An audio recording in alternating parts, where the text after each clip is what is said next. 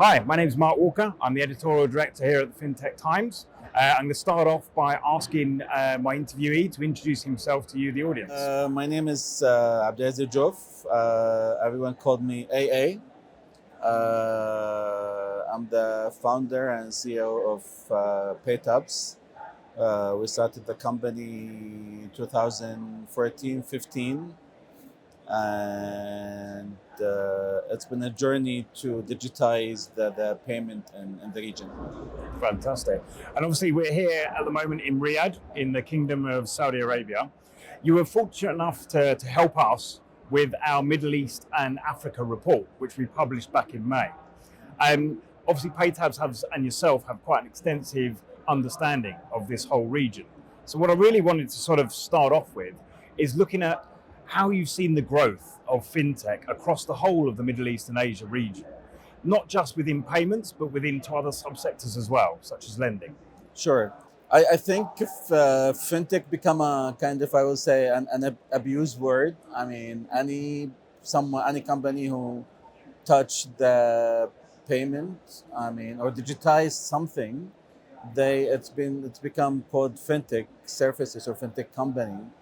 But the reality is more greater than, I mean, just payment, as you said. I mean, you can see in the exhibition today, there's so many services. Some of them is targeting very niche market to digitize the payment and that space, or digitize the payment in that space. I think the market as a whole, I mean, in the region is still gonna have another, I would say, 5 years of growth. And I think another 5 years, I mean, I'm looking to like 26, 27, where you start to see consolidation. And I'm sure you start to see consolidation already from now. I think those niche services or niche companies will be eaten by bigger company. This is one. Two, a lot of international companies try to come to the market. They've been trying to penetrate the market. They've been trying to even enter the market. But one thing which I always say, I mean, you need to localize your brand and understand the business culture to have a market entry, which is really missing across a lot of international companies who've been coming in. Yeah, and I guess on that sort of point, thinking about PayTabs and your activities across the GCC, a lot of people think of the GCC as a one common market or everything's the same. But that's not true, is it? No, no. I mean, this is one critical key. I mean, happening today is, I mean, when we talk to someone internationally and say we are in MENA market today, we are not only in GCC, but we are in MENA, right? We cover Morocco all the way to India. Okay, and believe it or not, each and every single market has its own stand when it comes to regulation, bank regulation, and even bank policies and payment policy. And it's very difficult for a market entry if you do not understand how to target and tackle this market. And I think if we sort of specifically, if we were to think about Turkey, for example, which I know you obviously have some activity in, what's the main differences between running payments through Turkey and say running through here in the Kingdom? I think, let me put it for you this way: how to run PayTabs in different countries. Okay. Today I talked to the Turkish team in the morning, and then after that I talked to the PayTab team in Jordan, and after that I talked to PayTab team in Saudi. Okay.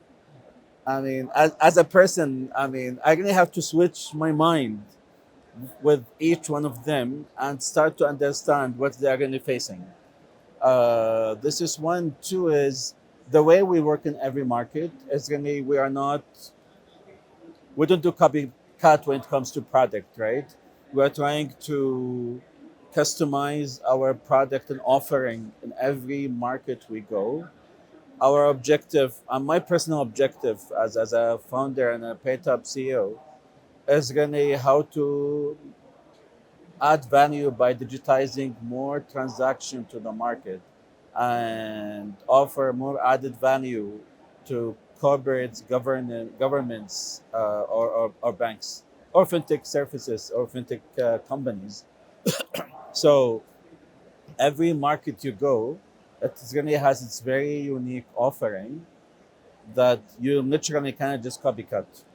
Okay, and every time we have the same product, but every market we go, we have to customize it to fit into that specific market. Yeah, and as you say, I guess that's because each of the individual countries or regions has a slightly different point in their development.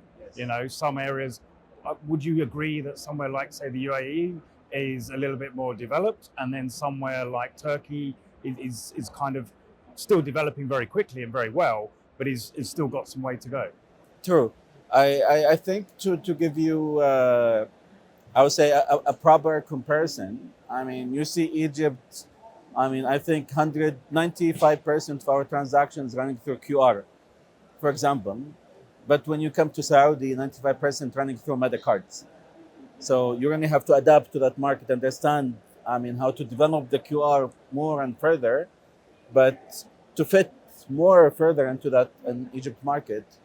But in Saudi, the QR is I mean, not like the NFC. The NFC almost like, I think it's almost like 99% today. I mean, I'm sure you came here, everyone has its own Apple or Samsung or Meta app where he just touched the phone. So I would say Saudi market is 100% NFC market.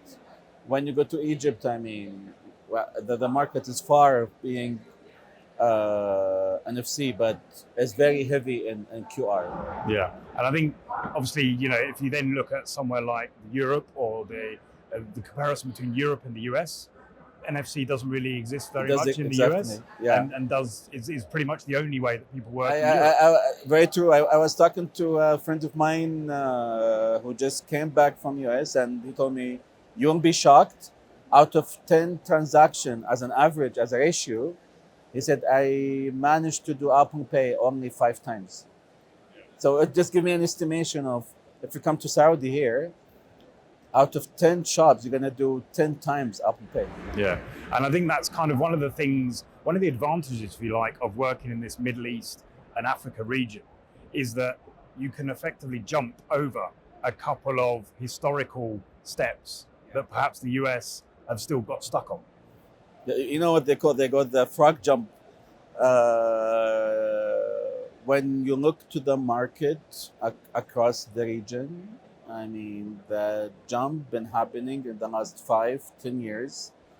When we started PayTab, it was 75% cash on delivery. Today is 0. So we have seen so many activities and trends happening across the region, which changing extremely fast and very well developed, I mean, markets. And one thing I will say, I mean, which I have not seen in Europe or US, those markets been driven by consumers' use and needs. And it's not like, I mean, where I have seen in Europe or US where, I mean, everyone got an iPhone in Europe and US, especially in US, but still today, you literally have to carry the cards in place, which is, for me, I feel it's against the consumer's needs, right? It seems strange to have to carry two Exactly, devices yeah. around with you at all times. Exactly. Yeah. Perhaps my final question in relation to sort of the report in the Middle East. If and when we write the report next year, what changes do you think we're going to have seen between this year's report and next year's report? I think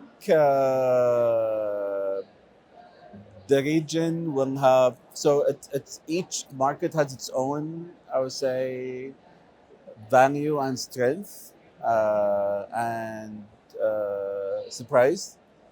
I think you'll see more development, but overall, I would say we will see more digital cash transaction happening. We'll see more of digitizing transaction coming up. We seen market like Iraq, Morocco, Egypt, where requirements of digitizing transaction is in demand now. So I see a good movement coming up of cashless, movement happening. And since you volunteered PayTabs, how many countries is PayTabs going to be available in next year? I think we, I think to be frank with you, at the beginning I wanted to cover the MENA market. We are today. We got blessed to be in the entire region today. I think what we are doing since last year is really how to build market share, how to create an impact to become part of the cash digitization and cashless movement. I think this is where I look to PayTab and how I look to PayTabs. The final question. We're here at 24 Fintech. This is the first event here in the Kingdom for Fintech. What are your thoughts about how the event has been? I think the event got new blood, new organizer, new atmosphere, I would say. I can see more excitement in this event. To be frank with you, we have not been exhibitioning for the last 5 years. I have been always taking the back seat. This is kind of the first time to come out of the bear sleep. We start to see the market moving different direction. Even us at PayTab, we've been becoming more of an ecosystem platform today, and the event managed to bring this feeling to the space here.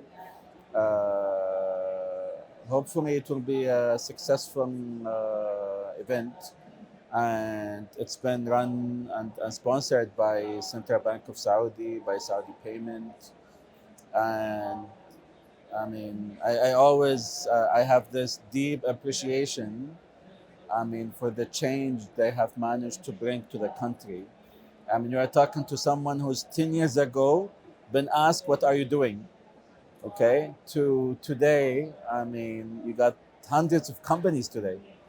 I think we were the first company to launch fintech. We launched the company before even the fintech word was recognized. And I feel old and I feel blessed, to see this movement and become part of the movement as the godfather of fintech. Godfather of Fintech. That's the perfect place to finish.